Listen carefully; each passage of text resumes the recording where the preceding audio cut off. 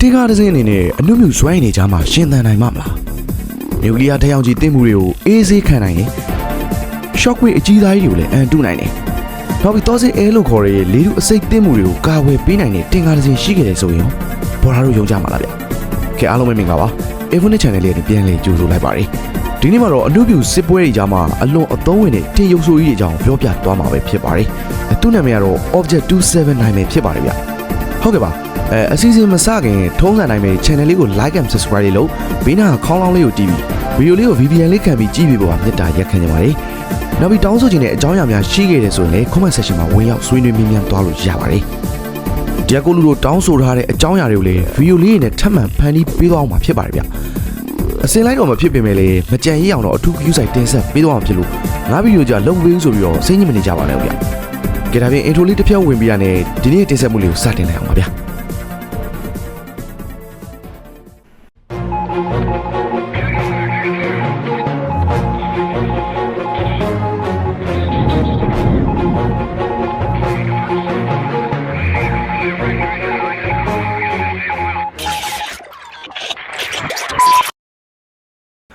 ျကျွန်တော်ငယ်ငယ်က Pocket Studio ကထုတ်ထားတဲ့ Heavy Weapon ဆိုတဲ့ game လေးကိုစောဘူးကြလားမသိဘူး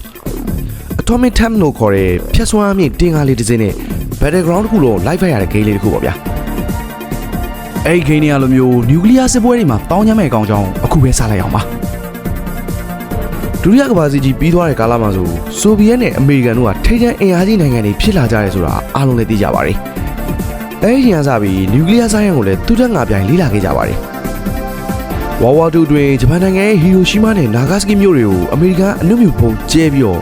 ပြာပုံဘွားကိုရအောင်လုပ်ခဲ့ပူပါတယ်။အဲဒီနောက်ပိုင်းနျူကလ িয়ার လက်နက်တွေရဲ့အကြောက်တရားနဲ့နျူလက်နက်ရရှိရာအနောက်နိုင်ငံတွေမှာလှုပ်လှုပ်ရွရွဖြစ်လာခဲ့ကြပါတယ်။ဒီလိုနဲ့ဒုတိယကမ္ဘာစစ်ပြီး၄နှစ်အကြာ1949ခုနှစ်မှာတော့ဆိုဗီယက်ပြည်အောင်စုဘက်ကလည်းသူတို့ရဲ့ပထမဆုံးအတောမစ်ဘုံးကိုစမ်းသပ်အောင်မြင်ခဲ့ကြပါတယ်။အဲဒီနောက်ပိုင်းနျူကလ িয়ার ဝေါ်ဖဲကိုတစ်ဆင့်နဲ့တစ်ဆင့်ပိုကောင်းလာအောင် upgrade တွေအပြိုင်ဆိုင်လုပ်ခဲ့ကြပါတယ်။နျူကလ িয়ার ဘုံးရဲ့အဖြစ်စွမ်းကိုတော့အားလုံးသိကြမယ်ထင်ပါတယ်။ကမ္ဘာပထမဆုံးအနုမြူဘုံးနှလုံးဖြစ်တဲ့ Little Boy နဲ့ The Fat Man တို့နှလုံးကတော့မျိုးရင်းမျိုးကိုစက္ကန့်ပိုင်းတွင်ပြာပုံဘွားကိုရအောင်လုပ်ပြနိုင်နေပါတယ်။ဒါကြောင့်နျူကလ িয়ার စစ်ပွဲတွေဖြစ်လာခဲ့နျူကလ িয়ার ဘုံးတံကိုကြမ်းကြမ်းခံနိုင်မယ့်အရာတွေကိုဖန်တီးဖို့အတွက်ဆိုဗီယက်တို့အကြံရလာခဲ့ကြပါတယ်။တမျိုးလုံးပြာပုံဘွားကိုရောက်သွားခဲ့တော့တိုက်ပွဲဆက်ဝင်နိုင်မယ့်အရာပေါ့။ဒါတော့ Super Duper တင်ကားတစ်စင်းပဲဖြစ်ပါတယ်။1950ပြည်နယ်အလယ်ပိုင်းချိန်မှာတော့ဆိုဗီယက်တို့ရဲ့ High Commander တွေကစစ်တပ်အတွက်အထူးလိုအပ်ချက်တစ်ခုကိုထုတ်ပြန်ခဲ့ပါတယ်။အဲဒီထုတ်ပြန်ချက်ထဲမှာအနုမြူဓာတ်ရောင်ခြည်တင်မှု Shockwave ဒဏ်ပေါက်ကွဲမှုဒဏ်တွေကိုပါခံနိုင်တဲ့တင်ကားတစ်စင်းလို့ရေးထားပါတယ်။ဒုတိယကမ္ဘာစစ်ရဲ့လက်ကျန်ဖြစ်တဲ့ IS-2, IS-3, IF-4, Navy Titan တို့လို Heavy Tank တွေနေရာမှာအစားထိုးဖို့အတွက်မျိုးဆက်သစ်တင်ကားကိုရွေးချယ်ဖို့ပဲဖြစ်ပါတယ်။ဒီစီမံကိန်းအတွက်မျိုးဆက်သစ်ဖြစ်လာမယ့်တင်ကားလေးတစ်စင်းကိုတိစောက်ဖော်ပြခဲ့ကြပါတယ်။လီနီဂရမ်မှာ3စင်းနဲ့ဂျန်တစ်စင်းကိုတော့ချယ်လာဘင်းမှာတိစောက်ခဲ့တာဖြစ်ပါတယ်။အဲ့ဒီချယ်လာဘင်းမှာဖန်တီးခဲ့တဲ့စီမံကိန်းက55တန်လေးတဲ့ Object 770ပဲဖြစ်ပါတယ်။လီနီဂရက်ဆက်ရုံကဒီဇိုင်းဘီရိုကတော့ Object 277နဲ့ Object 278ကိုဖန်တီးခဲ့တာဖြစ်ပါတယ်။တကယ်တော့ဒီနှစ်စင်းကအင်ဂျင်အမျိုးအစားကွာအောင်တတ်ပါပဲ။ Object 279ကတော့ဘီရိုကဖန်တီးခဲ့တဲ့တတိယစီမံကိန်းဖြစ်ပါတယ်။သူ့ရဲ့ဒီဇိုင်းကတော့ LS Trionap နဲ့ဂျိုးဆက်ခိုတင်ဦးဆောင်တဲ့အင်ဂျင်နီယာအဖွဲ့ကနေရေးဆွဲခဲ့ကြတာပဲဖြစ်ပါတယ်။ဆိုတော့ဆက်မပြောခင် Object 279ရဲ့ဒီဇိုင်းကိုခဏလောက်ရှိုးလိုက်ကြအောင်ပါဗျာကိုရီးယားတာမန်တင်းကားနဲ့လုံးဝမတူပါဘူးUFO လိုခဝိုင်းဝိုင်းပုံစံမျိုးနဲ့အရှိဘက်မှာတော့ slot တစ်ခုလောက်ထားပြီးနောက်ဘက်ကတော့တာမန်တင်းကားတစ်စင်းနဲ့ဆင်းပါတယ်Dynamite Production တို့ Composite Armor တို့မပေါ်တဲ့အချိန်ဖြစ်တာကြောင့် slot armor တွေကိုပဲအားကိုးခဲ့ရတဲ့အချိန်ဖြစ်ပါတယ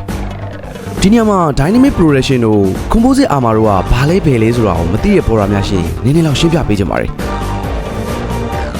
Dynamic Production ဆိုတာရန်သူကပြစ်လိုက်တဲ့ Anytime Missile တွေကိုမိမိတင်ကားအောင်မထိအောင်ဂျားကန်ပောက်ကွဲပြီးတဲ့အပိုကာကွယ်စနစ်ဖြစ်ပါတယ်။ကိုလူတို့မြင်မှုရမယ်ထင်ပါတယ်။ T72 တင်ကားတွေမှာတက်ထားတဲ့ Block 3ကြီးကိုပြောတာပါ။ဒီကောင်တွေကရန်သူကြည်တန်လာထိတာနဲ့သူကအရင်ထပောက်ကွဲပြီးတော့အဲ့ဒီကတင်ကားအောင်မဖောက်ထွင်းနိုင်ခင်မှာပဲပျက်စီးသွားအောင်လုပ်ပစ်တာမျိုးဖြစ်ပါတယ်။ Composite Armor ကတော့အလွာတွေအများကြီးစုပေါင်းဖွဲ့စည်းထားတဲ့တန်ချက်ကောင်ကိုခေါ်ဆိုတာဖြစ်ပါတယ်။သူတို့ကြောင့်တော့နောက်ထပ်ဗီဒီယိုမှာအကျယ်တဝင့်ရှင်းလင်းပြောပြသွားပေးပါအောင်ဗျ။အခုတော့ Object 279အကြောင်းကိုပြန်ပြီးဆက်ရအောင်ပါ။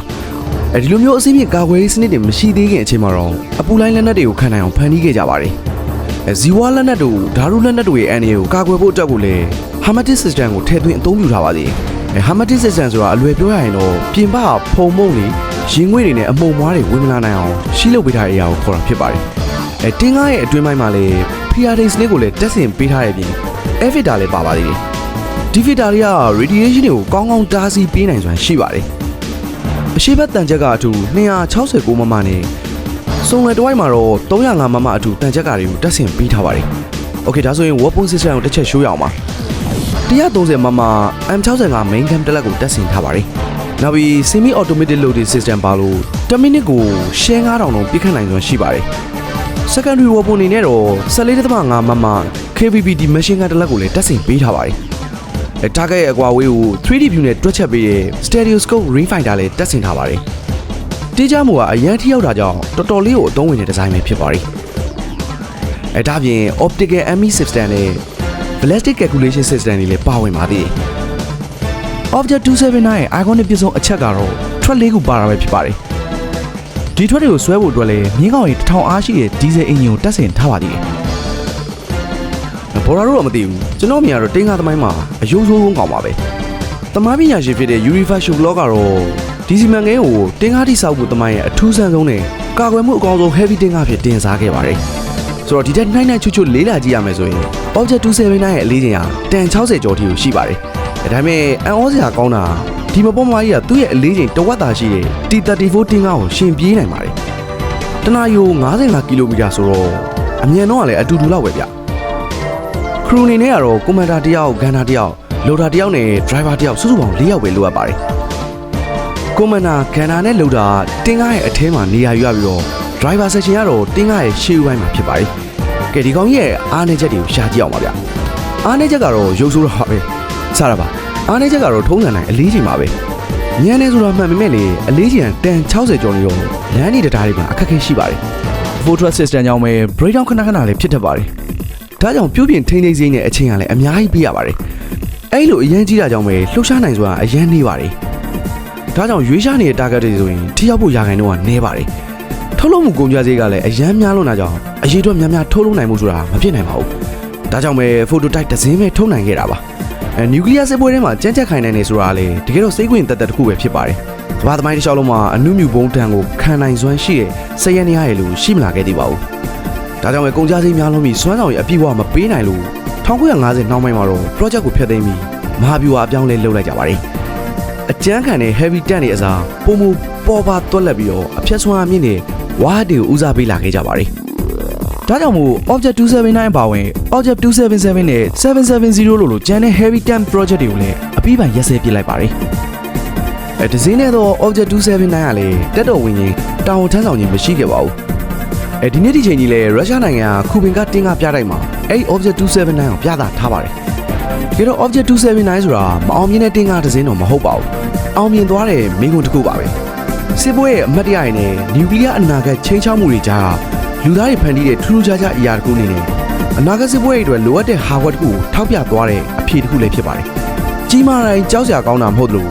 တက်ရောက်မှုတိုင်းကိုလည်းခါးစည်းခံနေကြမလို့ပါဘူး။အဓိကအရေးကြီးဆုံးကလက်ဦးမှုပဲဖြစ်ပါတယ်။ဟုတ်ကဲ့ပါ။ဒီနေ့မှာတင်ဆက်ပေးသွားတာတော့တောင်းဆိုမှုအရန်များနေတဲ့ဆိုဗီယက်တွေရဲ့တင်ရုပ်ဆိုကြီး Object 279အကြောင်းပဲဖြစ်ပါတယ်။ကိုယ့်လိုကြိုက်နေသက်ကြမယ်လို့လည်းထင်ပါတယ်။နောက်လာမယ့်ဗီဒီယိုတွေမှာလည်းဘလို့အကြောင်းအရာတွေတင်ဆက်ပေးသွားမလဲဆိုတာစောင့်မျှော်အားပေးကြပါအောင်ဗျာ။ထုံးစံတိုင်းပဲသိချင်တာလေးရှိရင် comment section မှာမေးသွားလို့ရပါတယ်။အားလုံးကျေးဇူးများကြီးတင်ပါတယ်ဗျ။နောက်ဗီဒီယိုမှာကျွန်တော်ပြန်လည်ဆုံပြရမယ်နော်။ See you guys